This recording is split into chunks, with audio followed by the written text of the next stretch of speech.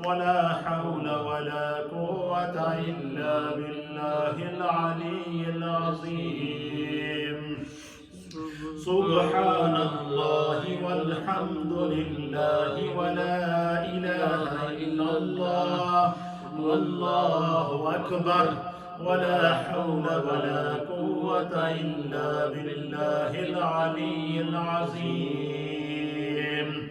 سبحان الله والحمد لله ولا إله إلا الله والله أكبر ولا حول ولا قوة إلا بالله العلي العظيم.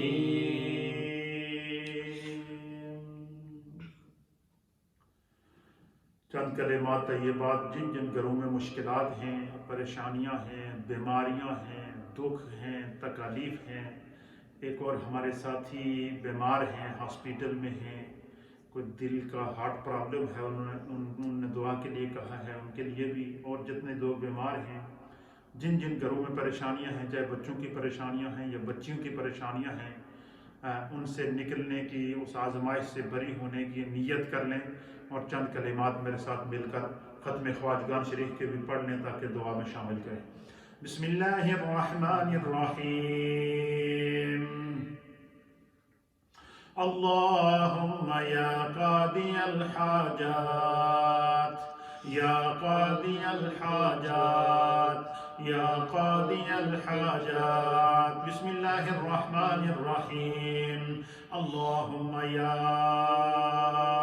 حل المشكلات يا حل المشكلات يا حل المشكلات. بسم الله الرحمن الرحيم. اللهم يا دافع البليات يا دافع البليات يا دافع البليات. بسم الله الرحمن الرحيم.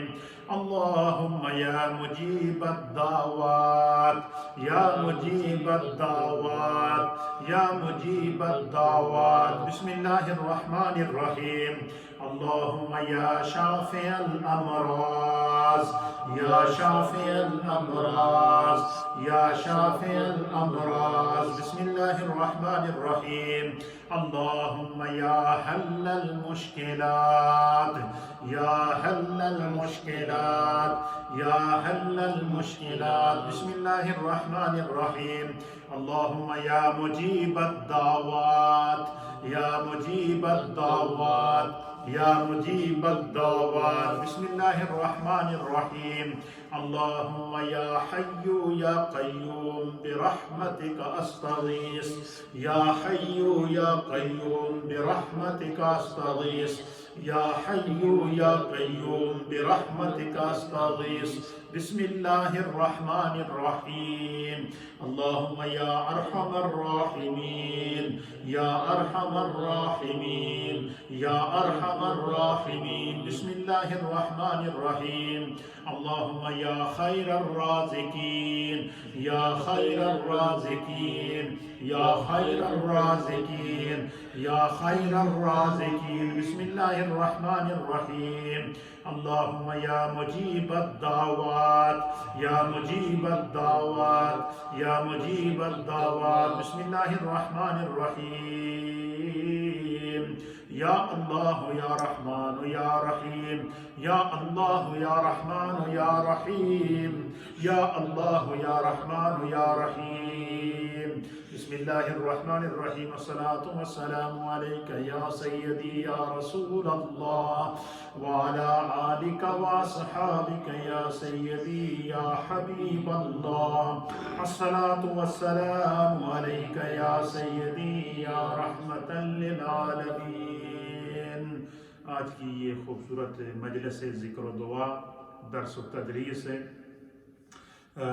جو خصوصی طور پر ہماری خالہ کنیز صاحبہ کی آج والدہ کی برسی ہے، تو انہوں نے اپنی امی جی کے اصال ثواب کے لیے 2 قرآن حکیم کا ختم کیا، 25 مرتبہ سورہ یاسین شریف، 25 مرتبہ سورہ ملک شریف اور 50 پاؤنڈ مسجد کی خدمت کی ہے. اس کے علاوہ جو ہے وہ ہمارے بھائی ماجد داد اور ان کی والدہ صاحبہ نے قرآن حکیم کی صورتوں کی تلاوت، تسبیحات اور تحلیلات پڑھی ہیں۔ ہماری جو ہے وہ حاجی اقبال صاحب کے گھر سے خالہ شریفہ صاحبہ کی جانب سے تلاوت قرآن اور صورتیں پڑھی گئی ہیں۔ حاجی نادر خان صاحب کے گھر سے صورتیں اور تلاوت قرآن حکیم اور دیگر اوراد و وظائف تسبیحات اور تحلیلات پڑھی گئی ہیں۔ اسی طریقے سے بہت سارے لوگ بیمار ہیں، ہمارے ایک ساتھی ہیں، ان کے بھائی بیمار ہیں، ہاسپٹل میں ہیں، انہوں نے دعا کے لیے کہا ہے۔ اور خصوصی طور پر آج کی یہ جو مجلس ایصال ثواب ہے، یہ میرے استاد محترم حیات ملت استاذ العلماء شیخ الحدیث والتفسیر ہزاروں علماء اور مشائخ کے استاد دارالعلوم حنفیہ رضویہ حجیرہ آزاد کشمیر جس میں نے خود بھی تعلیم حاصل کی ہے، اس کے محتمم اور شیخ الحدیث گزشتہ روز آپ کا انتقال ہوا۔ ہزاروں افراد نے آپ کی نماز جنازہ میں شرکت کی، پورے کشمیر سے علماء، مشائخ، سادات اکرام اور ہر طبقہ فکر نے آپ کی جنازے میں شرکت کی۔ کشمیر کا سب سے بڑا جنازہ دیکھنے کو آیا، اور چونکہ میں نے 6 سال استاد صاحب کی سامنے زانو تلمذ طے کیے، تو آج کی خصوصی مجلس ہے اور ایصال ثواب کی یہ تقریب حضرت شیخ الحدیث صاحب کے ایصال ثواب بھی کی جائے گی۔ اور جتنے آپ حضرات نے کلمات طیبات اپنے گھروں میں پڑھے ہیں، آپ اپنے اپنے مرحومین کی بخشش کی نیت کر لیں۔ میں اپنے ساتھ آپ کو دعاؤں میں شامل کرتا ہوں۔ میں آپ میں سے ہر ایک کو اپنی سامنے دعا میں رکھ رہا ہوں، اپنی نیت میں رکھ رہا ہوں، ہر ایک کو اپنی توجہات میں رکھ رہا ہوں۔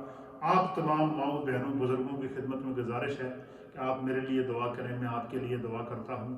اور انشاءاللہ یہ پاکیزہ مجلسیں ہیں، یہ قسمت والوں کو نصیب ہوتی ہیں۔ دیکھیں، اس مجلس میں تلاوت قرآن ہوئی ہے، اس مجلس میں نبی پاک کی حدیثیں بیان کی گئی ہیں، اس مجلس میں علم کا درس ہوا ہے، اس مجلس میں اللہ کا ذکر ہوا ہے، اس مجلس میں ختم خواجگان ہوا ہے، اس مجلس کے اندر تسبیحات اور تحلیلات پڑھی گئی ہیں۔ ایک مجلس میں اتنی نیکیوں کا جمع ہو جانا، یہ کتنی بابرکت محفل ہے۔ اس لیے آپ جتنے بھی لوگ ریڈیو کے ذریعے مجھے گھروں میں سن رہے ہیں، چاہے وہ میری مائیں بہنیں ہیں، بزرگ ہیں، دوست ہیں، احباب ہیں، آپ سب میری نظر میں ہیں۔ اور جتنے دوست احباب اور میرے فالوور جو سوشل میڈیا کے ذریعے مجھے دیکھ رہے ہیں، آپ میری نظر میں ہیں، تو دعا کے لیے ہاتھ اٹھائیں۔ اللہ اپنی بارگاہ میں اس مجلس کو قبول فرمائے۔ اللہم صلی علی سیدنا و نبینا و مولانا محمد وعلی آل سیدنا و نبینا و مولانا محمد صلاۃ دائمۃ مقبولۃ تؤدی بها عنا حقہ العظیم۔ یا رب بالمصطفیٰ بلغ مقاصدنا واغفر لنا ما مضی یا واسع الکرم۔ یا اللہ، جتنے جملہ کلمات طیبات پڑھے گئے ہیں، جو ذکر کیا گیا ہے، جو تسبیحات پڑھی گئی ہیں، جو درس قرآن و حدیث دیا گیا ہے، جو ذکر کی مجلس کو سجایا گیا ہے، یہ ہماری ویکلی ہفتہ وار مجلس ذکر و دعا ہے۔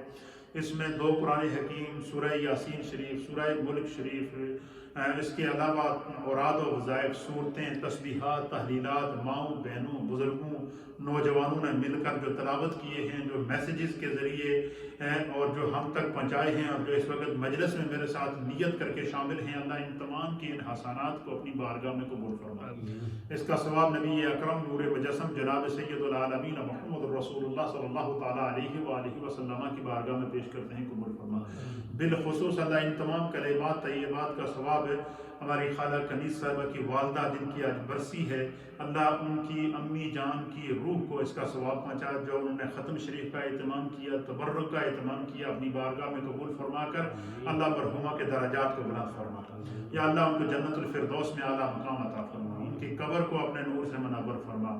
یا اللہ ہم سب کے مرحومین کو اس کا ثواب پیش کرتے ہیں، قبول فرما۔ جو گھروں میں بیٹھے اور سوشل میڈیا کے ذریعے اس دعا میں شامل ہیں، اللہ سب کے گھر بار میں رزق روزگار میں برکتیں عطا فرما۔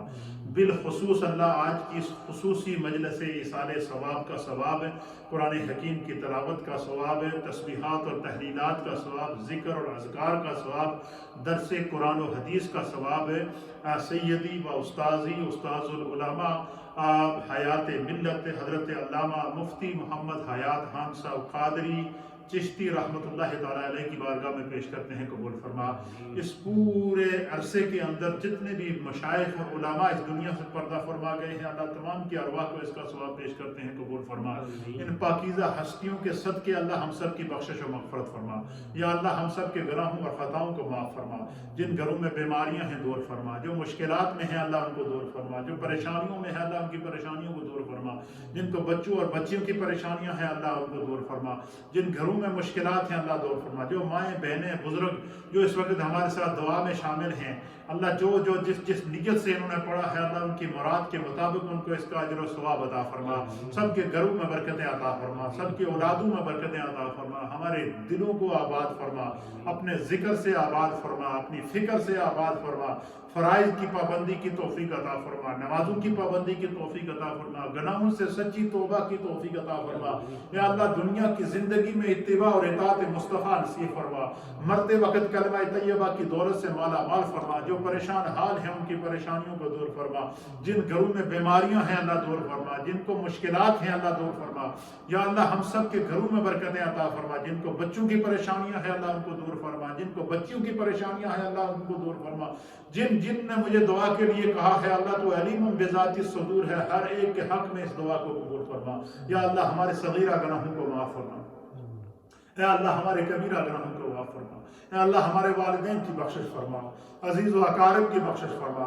हम सब से ताल्लुक़ रखने वाले जितने भी आसदार उम्मीदवार रिश्तेदार वालिदैन अजीज़ व अकारिब ख़वातीन व अहबाब अहले ईमान इस दुनिया से पर्दा फरमा गए हैं अल्लाह सबको इसका सवाब पहुँचा। हमारे हाजी मोहम्मद सलीम साहब की वालिदा मरहूमा की अल्लाह बख्शिश फरमा, हाजी खलील अहमद साहब, हाजी रशीद साहब की बख्शिश मग़फ़िरत फरमा। हमारी जितने भी माएँ बहनें बुजुर्ग जो इस कोविड-19 का शिकार होकर इस दुनिया से पर्दा फरमा गए अल्लाह उनकी बख्शिश फरमा। जो घरों में बीमार हैं, आइसोलेशन में हैं, हॉस्पिटल्स के अंदर जो लोग मौजूद हैं बीमारियों की सूरत में, कोविड की सूरत में या किसी भी किस्म की बीमारियों की सूरत में अल्लाह उनकी शिफा अता फरमा। एक हमारे भाई बीमार हैं अल्लाह, एक दोस्त बीमार है, एक साथी बीमार है अल्लाह उनको शिफा अता फरमा। जिन्होंने दुआ के लिए कहा है उनके हक में दुआ फरमा। हमारे ये जो साथी इस मजलिस में मौजूद हैं अल्लाह इन तमाम के घरों में बरकतें अता फरमा, सबकी औलादों में बरकतें अता फरमा, सबके रिज़्क़ और रोज़गार में बरकतें अता फरमा। अल्लाह इस्लाम पर ज़िंदगी अता फरमा। या अल्लाह दुनिया में अपने सिवा किसी का मोहताज न करना, सबकी नेक दिली जायज़ हाजात मकासद और मुरादों को अल्लाह पूरा फरमा। हमारी इस मस्जिद को, हमारे इस महल्ले को अल्लाह सुबह क़यामत आबाद फरमा। या अल्लाह अपने करम की दौलत से माला माल फरमा। या अल्लाह ज़िक्र की तौफीक अता फरमा, हमारा शुमार अपने ज़ाकिरीन में फरमा, अपने ज़ाकिरीन की बरकत से हमारी बख्शिश फरमा। अल्लाह ये जो हमारी मजलिस है खालिस तेरी रज़ा के लिए है, अल्लाह इस मजलिस को अपनी बारगाह में कबूल फरमा। इस मजलिस के ज़िक्र को अल्लाह जितनी भी हर मंडे को हमारी मजलिस से ज़िक्र व दुआ होती है अल्लाह इस मजलिस को अपनी बारगाह से कबूलियत का शर्फ अता फरमा। या रसूल अल्लाह उन्ज़ुर हालना, या हबीब अल्लाह इस्मा क़ालना, इन्नना फ़ी बहर हम्मिन मुग़रक़ुन हुज़ यदी साहिल लना अशक़ालना। या अल्लाह मकबूज़ा कश्मीर के मज़लूम मुसलमानों को आज़ादी अता फरमा, फ़लस्तीन के मज़लूम मुसलमानों को आज़ादी अता फरमा, अपनी आफ़ियत सलामती और पनाह अता फरमा। रब्बे करीम अपनी रहमत कामिला के सदके जिन घरों में मुश्किलात हैं उनको दूर फरमा।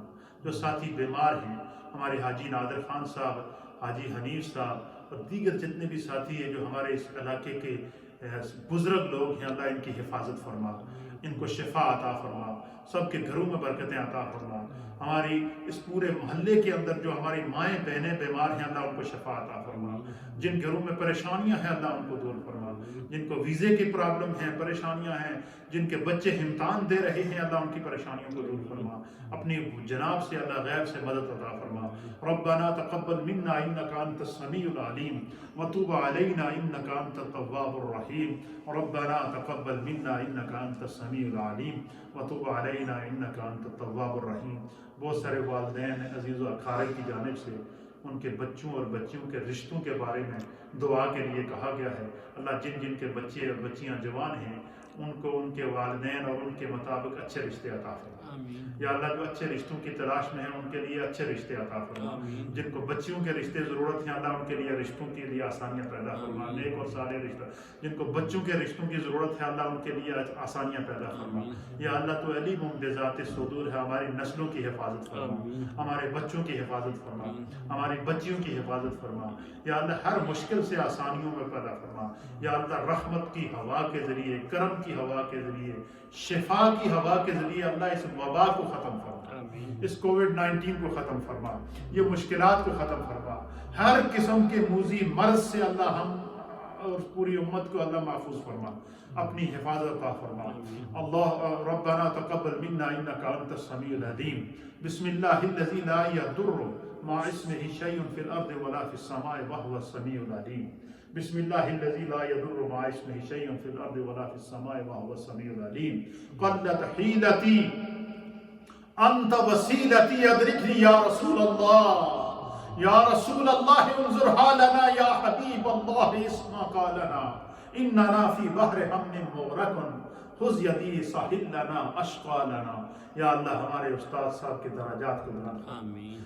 58 سال کے قریب اللہ اس مرد درویش نے، اس عظیم محدث نے اللہ ایک چٹائی پر بیٹھ کر نبی پاک کا دین پڑھایا ہے، حدیث شریف پڑھائی ہے، قرآن کی تفسیر پڑھائی ہے، ہزاروں علماء کے سینوں کو علم سے روشن کیا ہے۔ اللہ ان کی قبر کو، ان کی تربت پر اپنی رحمتوں کا نزول فرما، ان کی دینی خدمات کو، ان کے شاگردوں کو، ان کے علماء کو، ان کے مریدین کو، ان کے خلفاء کو، یا رب کریم ان کی اولاد اور امجاد کو اللہ ان کے مشن کو جاری رکھنے کی توفیق عطا فرما۔ ربنا تقبل منا انك انت السميع العليم وتب علينا انك انت التواب الرحيم، رب اغفر وارحم وانت خير الراحمين۔